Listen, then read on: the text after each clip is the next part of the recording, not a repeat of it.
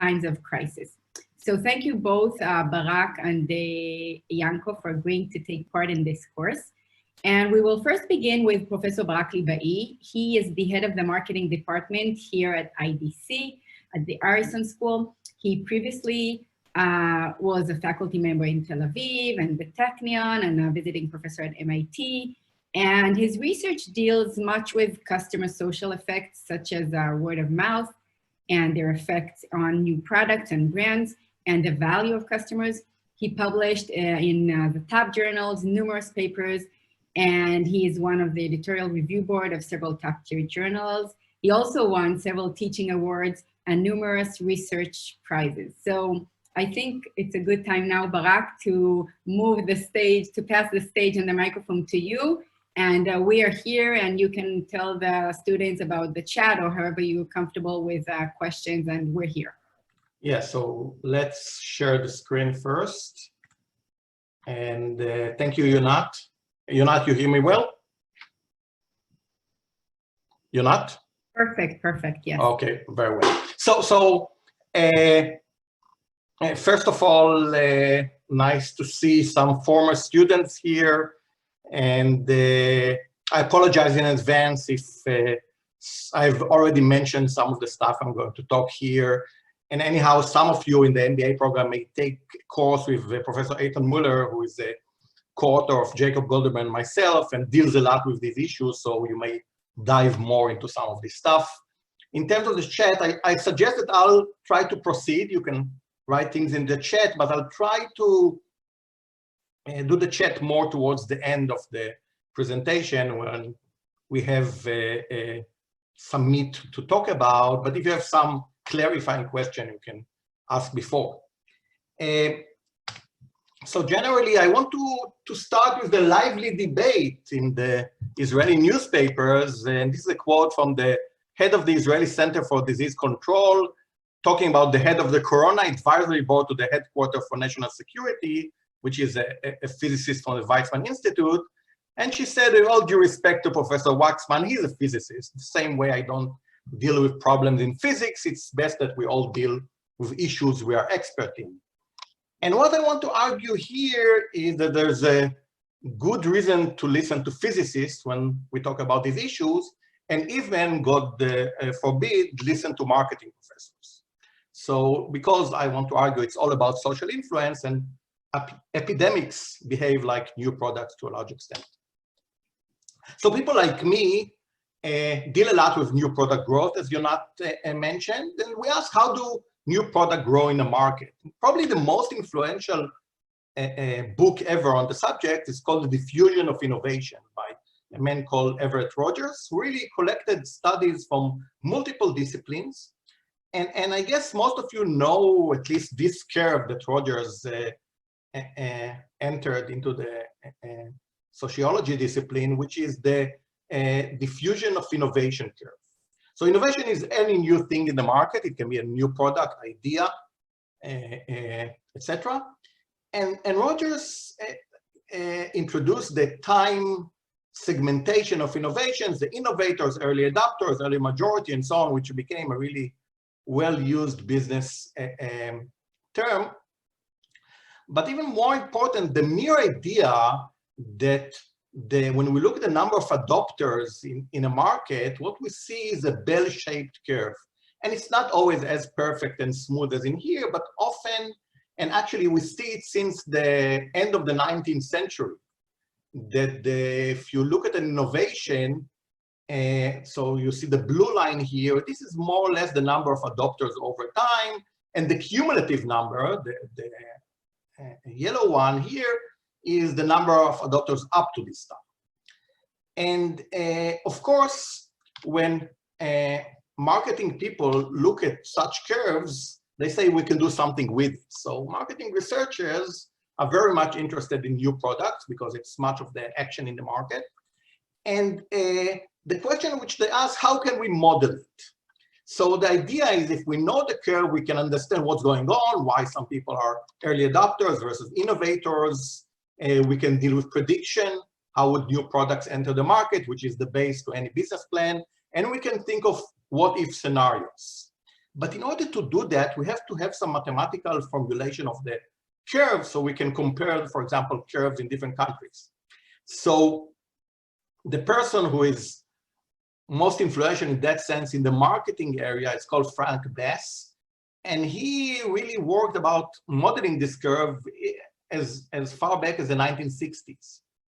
And when he did that at the time, he wanted to model this diffusion of innovation phenomena, he went to epidemiology. Because when we think of that, as we'll explain in a minute, there are a lot of similarities between new products and diseases in terms of the way that they spread. And the fundamental model of epidemiology is called the SIR model, SIR model, and which is also mentioned in the paper which I put in the website. And the idea is that when you want to see how an epidemic moves, you have to look at three types of individuals: those who are susceptible to be affected, those who are actually infected, and those who are removed either by becoming healthy or dying. So Bass says we have something similar, and for a minute he put aside the removed people, but generally if we want to see how people adopt an innovation, so we have a market with market potential M, and we have the number of adopters to date, and they affect the remaining market potential through a force which I'll call the social force, and the remaining market potential is also affected by a force which I'll call the individual force. And in a sense, it creates the same growth that we see for diseases. So what are these two main effects? One of them is social interactions, word of mouth, imitation, internet recommendation, popularity tables on the internet, everything in which the previous adopters of an innovation affect the new ones. If you want the analogy to the spread of the corona, it will be how contagious the corona is. The other force, in the case of marketing, are outside forces like advertising. So it's not only about people talking to each other, also about being convinced to adopt by advertising, web searchers, salespeople, for example. So the very basic model that Bass built asks how many new adopters we will have in time period T, let's say in year 5. So, and I apologize for the very simple equation I have to put here. If the number of adopters up to time period T is big N of T, so these are the number of adopters up to the beginning of year 5, the market potential that we can get to is M. Then if we look at the number of people that will adopt during year 5, we will be affected by some kind of forces.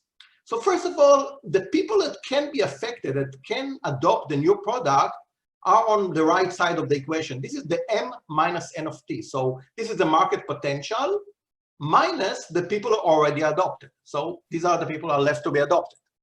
They can be affected by either some individual effect P, which is independent of others, or by a social effect Q, which is a function of the remaining people that can affect. So that's the N of T divided by N, the percentage of the people that already adopted the innovation.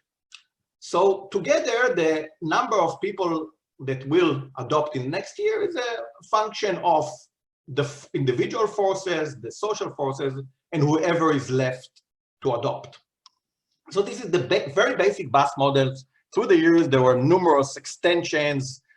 We made P a function of all kinds of parameters, and Q in the market potential. But this is the basic thinking, which is sort of epidemiological thinking of growth as well. And we use the Bass model to fit the growth of numerous products, and often it does a good job because it creates a bell-shaped curve, like the bell-shaped curve that we see for new products.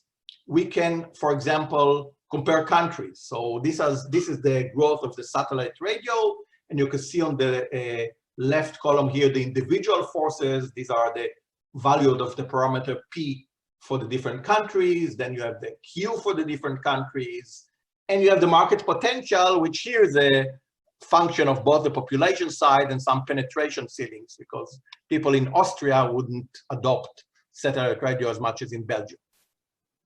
So this kind of research has been part of academic marketing research for quite a while. And actually, when I look at the growth curves, I typically ask myself, what's going on here? Is it P, Q? What is the size of M? What I brought you here, for example, is the number of new infected people with the coronavirus in several countries. And intentionally, I left out the y-axis with the sizes, just that we can look at it and see that generally they are quite similar. So that the M is not taken into account here, but P and Q will create the sizes that we see.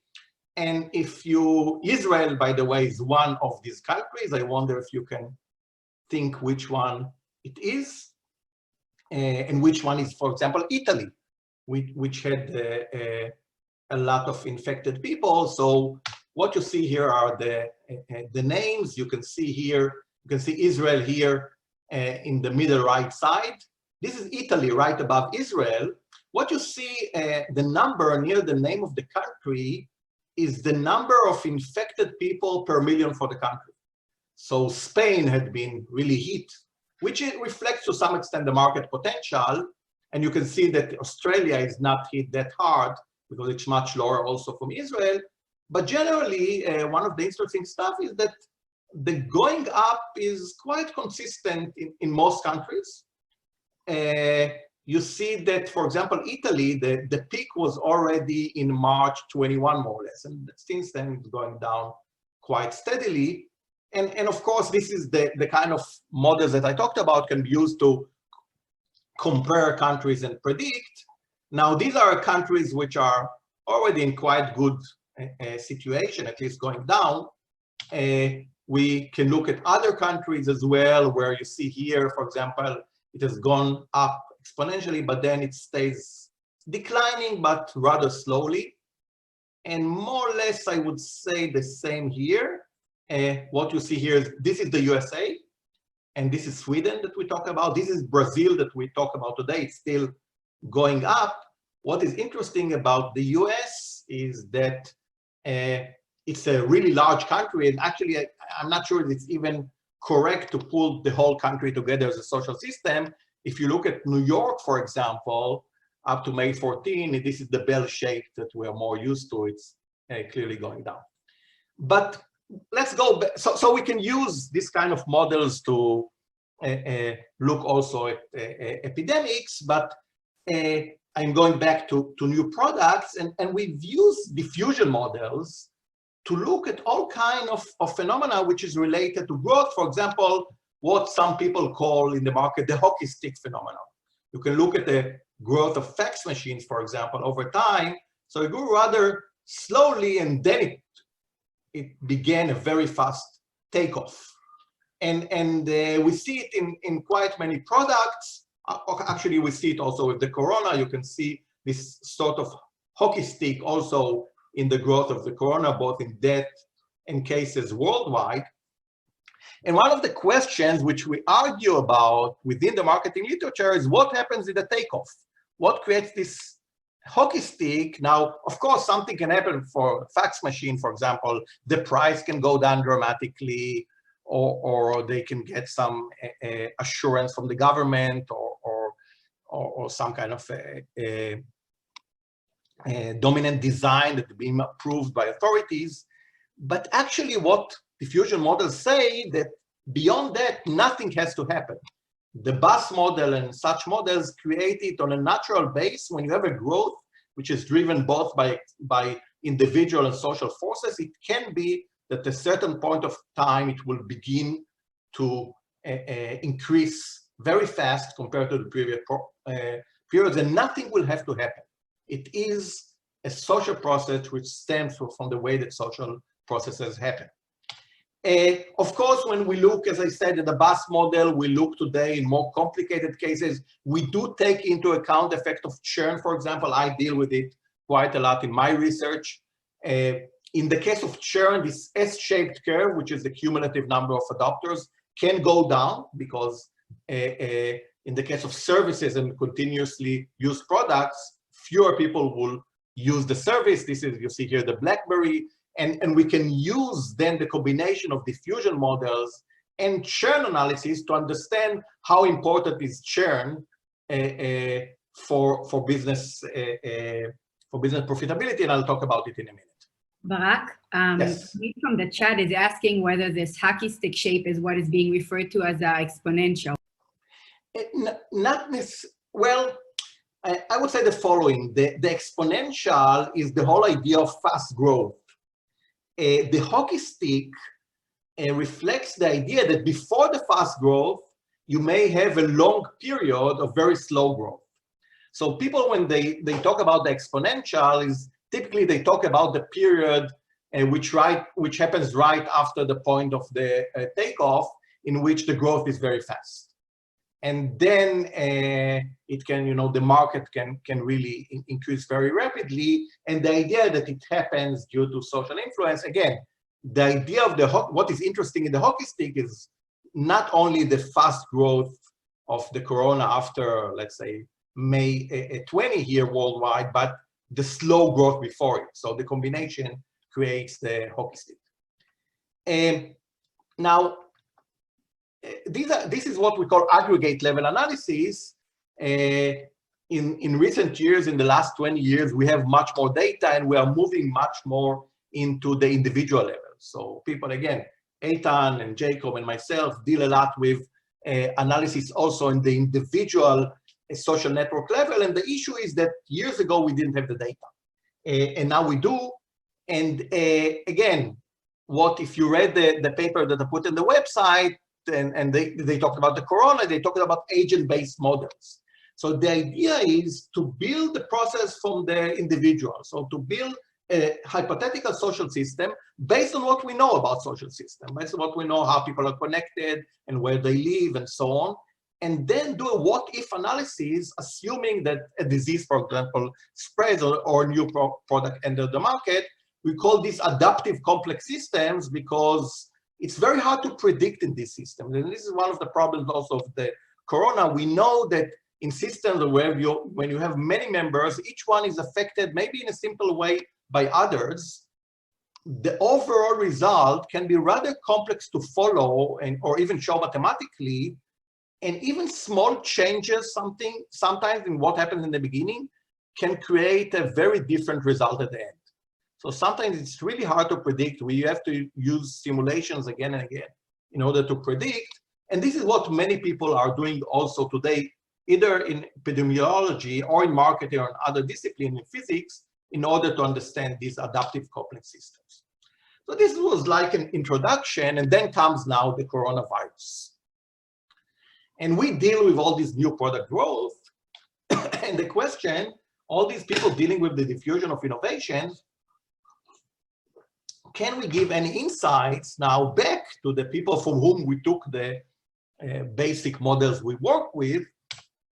And I think that we can. I think that we can because generally the story is about spread in a social system. So it can be a disease in which someone really infects other people, or a product in which someone talks about with other people and then convinces them or to adopt. It's a social process, and many disciplines dealt with that. It's not only marketing, it's really all of social sciences.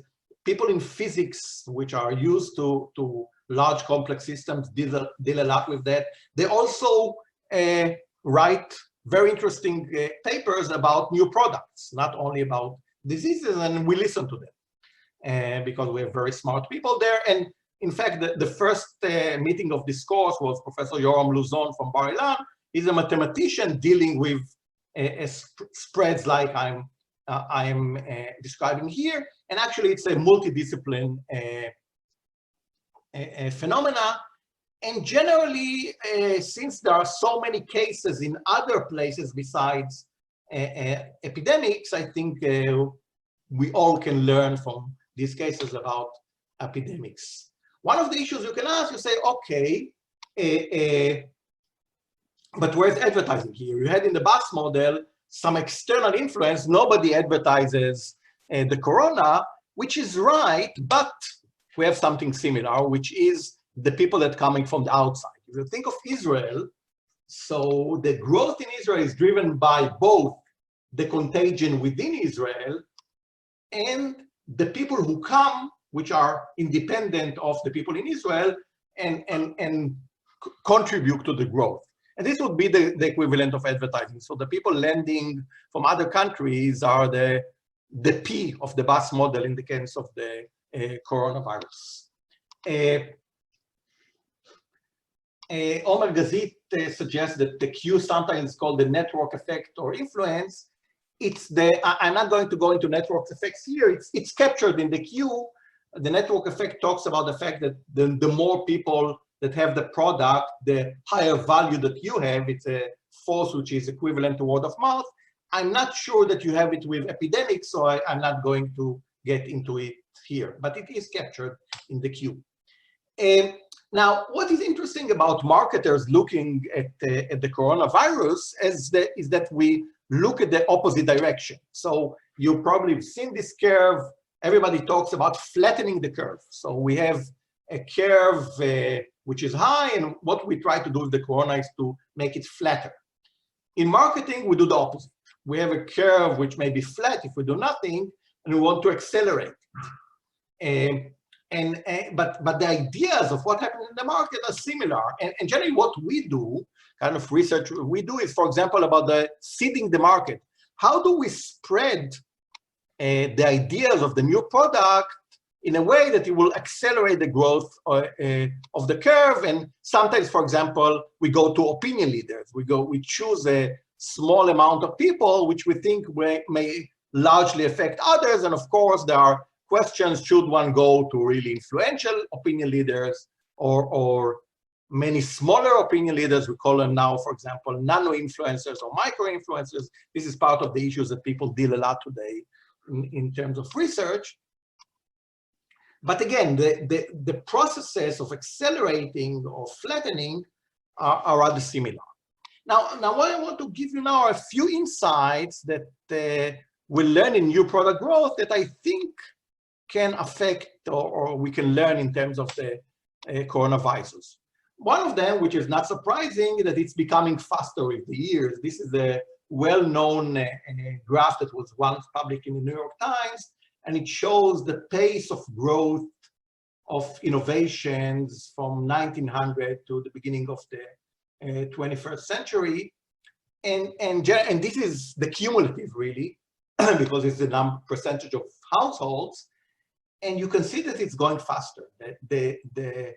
What started in 1900 is generally taking more time than what started more recently. Now, it can be also the issue of different products and the internet and so, but the general idea that we are much more connected than before.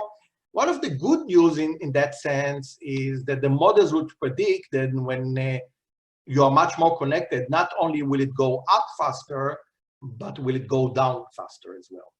So in that sense, we may see faster pandemic these days, but probably they will decrease faster than before. The other issue that I want to talk about is caution with what we in marketing at least call decay factor.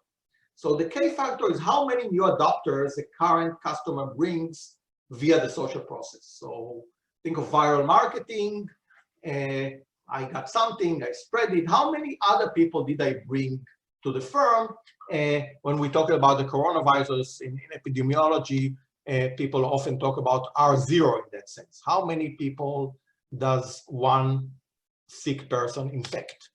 Now, the R0 for pandemics, for example, you can see here the previous pandemic. This is from early March, so the assumption there when it was built more about China is something like 3.5 people.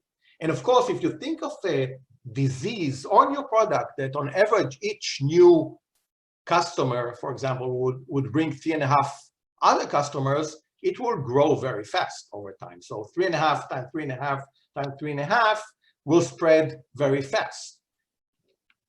But new products do not spread that fast. And one of the reasons is that decay factor probably goes down with time, and I want to explain how it happens and why we very rarely seen the kind of exponential growth for a long time that you talked about, but it actually is more moderate. So in order to explain that, I want to talk first about mobile games, for example, or products like that.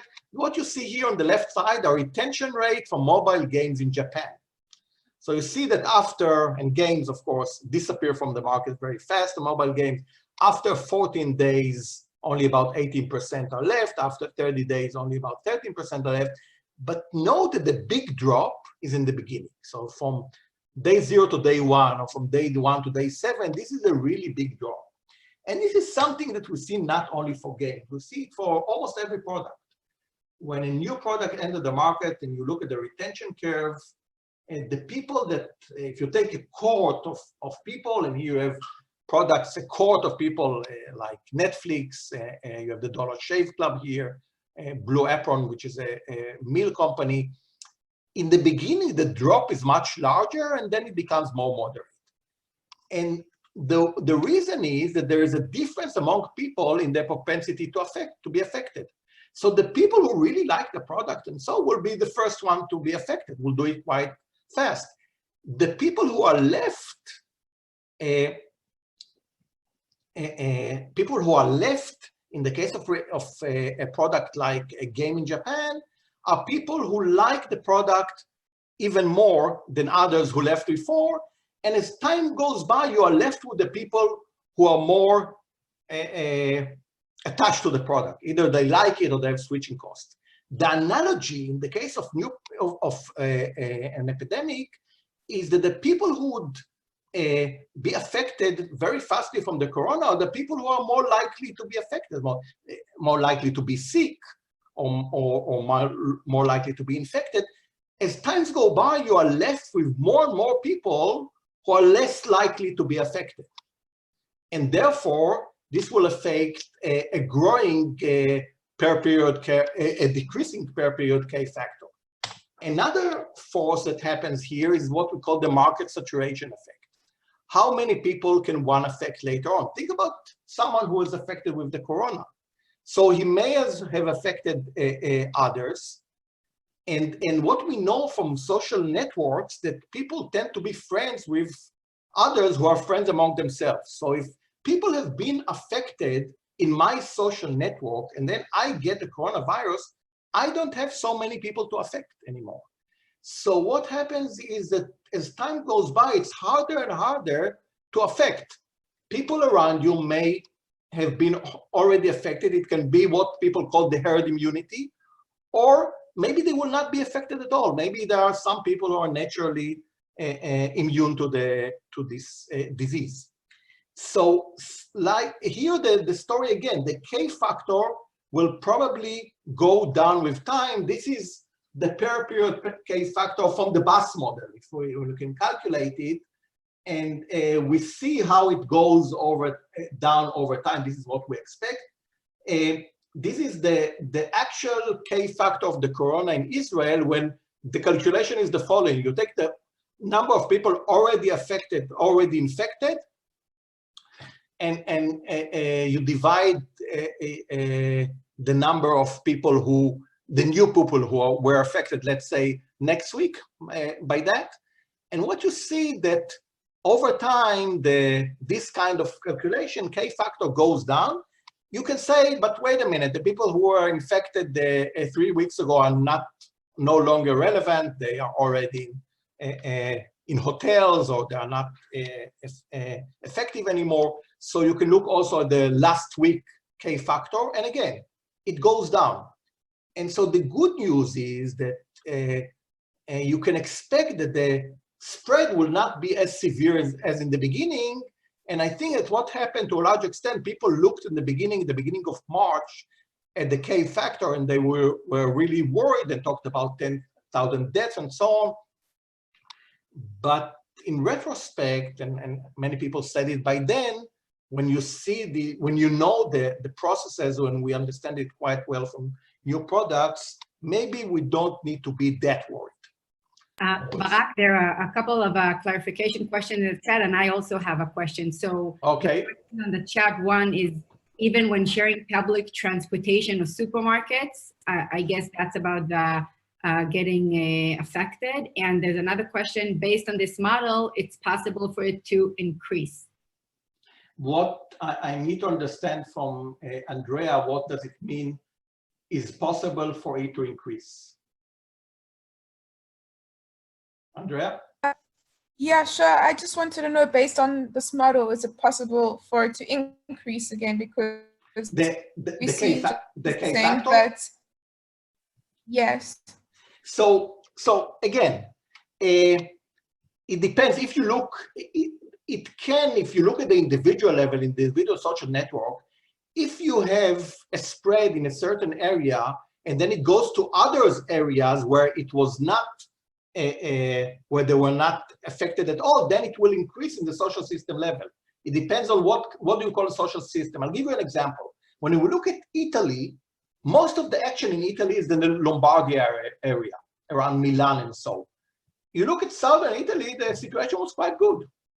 Now, it's a good question why it happened, and I cannot go into it here, what can create it in northern Italy compared to southern Italy.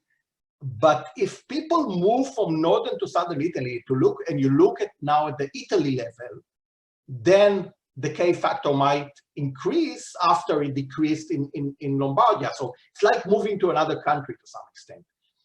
Generally, within a certain social system, where it's not moving among social system, the Decay Factor should go down, and typically it doesn't mean that spread is not going up. So the decay, when you look at the diffusion, even when you're in the growth part, the Decay Factor can decrease, but still it's enough to create the growth. So the story is the growth, not the Decay Factor. The problem with the Decay Factor is that sometimes people look at the first and second week and say, okay, we understand every person brings 3 others, let's multiply it and look at 3 months in advance and see what's going on, and the answer is no. Right now, every person affects 3 others, but if this is the social system we're looking at, probably it will go down with time. So our assessments should be more realistic. I want to talk, I have 5 minutes, something which continues that, and it's in general the importance of the early period in product or pandemic life cycle. So I want to give an example of a study I was part of and look at the true value of a lost customer. When you lose a customer, if you have this bus model, what happens is that it delays the adoption of others. Beyond what you lose by their own lifetime value, it to some extent delays the adoption of others because there's less social influence. And we use all kinds of modeling in order to understand why. And what we found out is that early on in the product life cycle, the effect is really large. What you see here are the what I call direct effect, is just losing the lifetime value, and the indirect effect is what do you lose by the effect of word of mouth and so on. And here you see the years since introduction, the x-axis, and you see that early on the social value is larger than the lifetime value, and you can see it well here. Innovators and early adopters are worth more. Their lifetime value here was about 200, were worth more because of the social value than the lifetime value. And the reason is that people, you can think about it as a snowball. When people early on are the ones responsible to starting the snowball. If I lose a customer in the beginning of the life cycle, I lose, let's say, 1% of the market when there are 100 customers. It's a lot. It stops this left tail of the diffusion curve, at least holds it in a way. When you already have 1 million customers, they matter less. And I go back now to the corona in that sense. And what I'm saying, and people have said it, I want to emphasize, is that the early period was most important. To some extent, I sympathize with many people who question the severity of the some of the things that are being asked of the population to do today, but I agree that early on it was crucial. And in a sense, the fact that we allowed, or some countries allowed this P, the external influence, the individual force to happen early on when people came from the outside, really affected the pandemic later on. And one of the things that people don't realize, for example, about Sweden, when they talk about why did it grow in Sweden, that Sweden did not halt outside transportation for quite a while. So people came from China, from other places, and this may have contributed to the growth in Sweden as much as the existence or non-existence of social distancing measures of this type or another. So this is one thing. The other question which I want to raise is, for example, about the masks. So early on in the pandemic, we were told that masks are not that important, that we should leave it to the medical professionals, that masks do not help that much. Actually, I'm not sure, until not long ago, even in the World Health Organization, there were questions about masks and their importance, but now everybody tells us that masks are very important.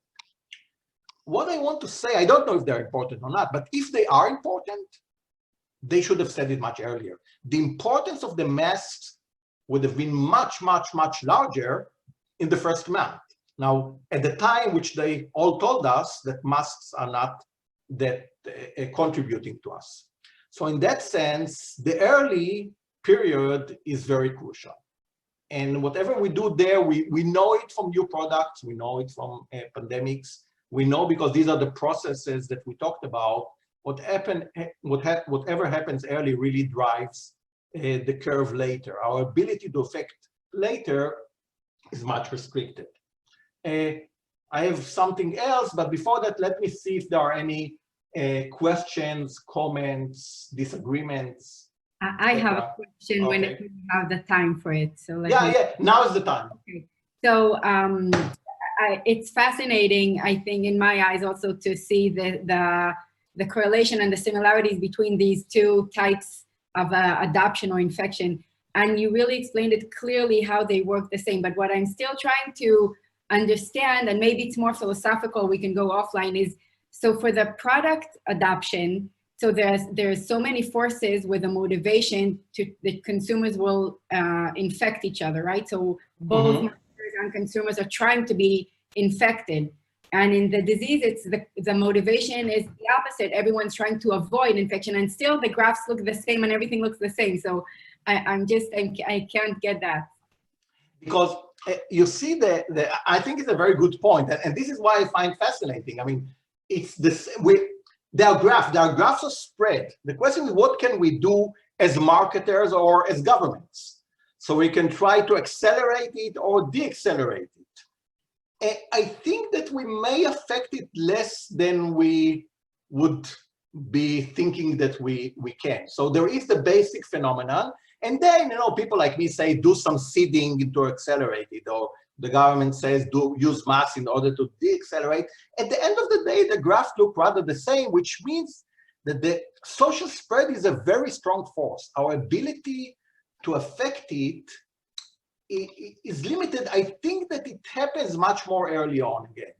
Early on, if you're convincing everybody to use the masks, or I'm able to see the market, I probably can affect more. Afterwards, I can do things, but I think we should realize our limitations to a large extent on both sides. Thanks. Thank you for addressing that. Anyone else, participants, students, any questions, you're welcome to ask. Oded, let us know if on the Facebook there are any comments or questions.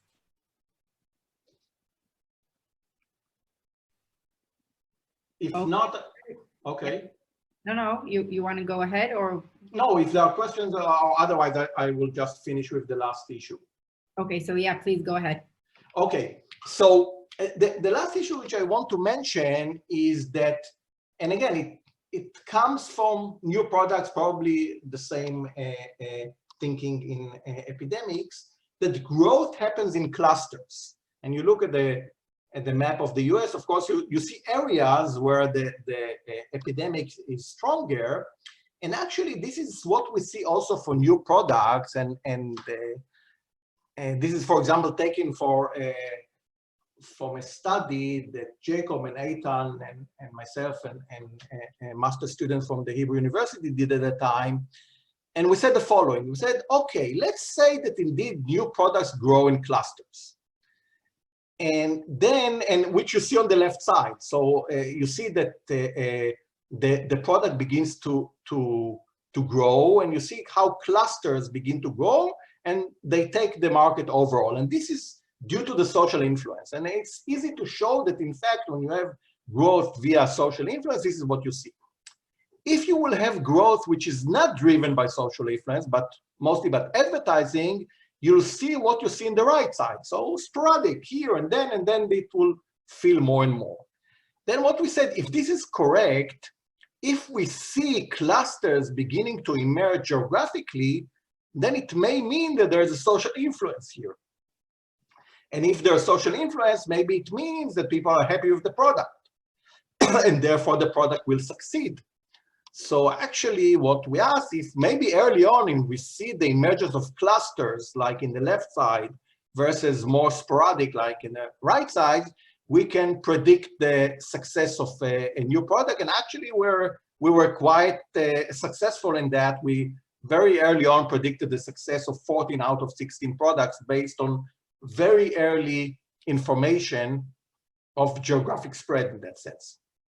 And again, it's the same story with pandemics. We can use the same kind of predictions in order to predict how infectious it is. The other thing which is related is what should we do given that we see clusters, for example, as we see in your product. So think about the following. You have your product is being introduced in a certain country, and you see two areas. One area where you begin to see the clusters, another area which it's more sporadic. So the question is, whom should you support? Should you support the strong, so area A, put your money where things are beginning to happen, or support the weak, like in area B, say, you know, A would make it without me, probably I need to start it more in B. And our thinking was that it's more support the weak than support the strong. And we showed it in all kinds of ways. And again, if you think of the pandemic, the way that you not mentioned, the question, what do we want to do? Do we want to work on places which are already happening and try to stop them? Or do we want to stop other places to make sure that it wouldn't get to them? It's a good question.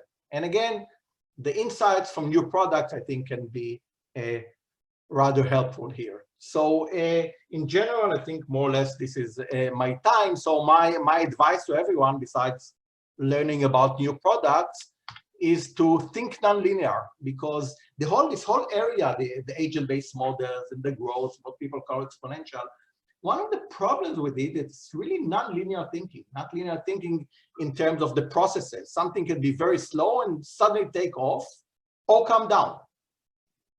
And you really need to think about bell curves in order to understand the kind of pandemics. And you know, for people like me, this whole coronavirus was very interesting, because I think that I will have less problem talking about the importance of diffusion innovation in class in the coming years. So you're off to your recess, I think. Thank you very much.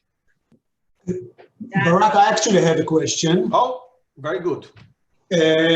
So there was this argument in the newspapers and also on TV between Professor Ran Balitzer, who appeared regularly on TV, and some other guys, whether you should measure the spread of the pandemic by the absolute number of patients that got infected, or by their share relative to the population. And the argument that Professor Balitzer tried to make is that we should look on absolute numbers rather than shares, because in a pandemic, what matters is the number of people who got infected. Like, can you react to that? I think we have a great problem of measurement in general, and we all know that. Some people claim that the only thing that you can really measure are the number of dead people this year compared to last year. All the rest is an issue of measurement and how many measures you do, where you do the measures, and so on. I don't think it's as bad because I see the curves and they're quite consistent. But I think that Professor Balitzer talks from the point of view of the Ministry of Health. He has a number of rooms in the hospitals, and he needs to know how they will be filled. He doesn't care about relative because they care about would I have enough machines to take care of everyone. If you want to understand the growth, you should think relatively. But on the short term, if what you are interested in is what can I do with the resource that I have, then you really should look at the absolute. You don't care about relative. This is how if I understand your question, this is how I didn't hear how they argued. I think that maybe part of the relative is to say relative to what, I don't know what you measure, then I care only about the things that I actually see. So this may be something about not believing the measures.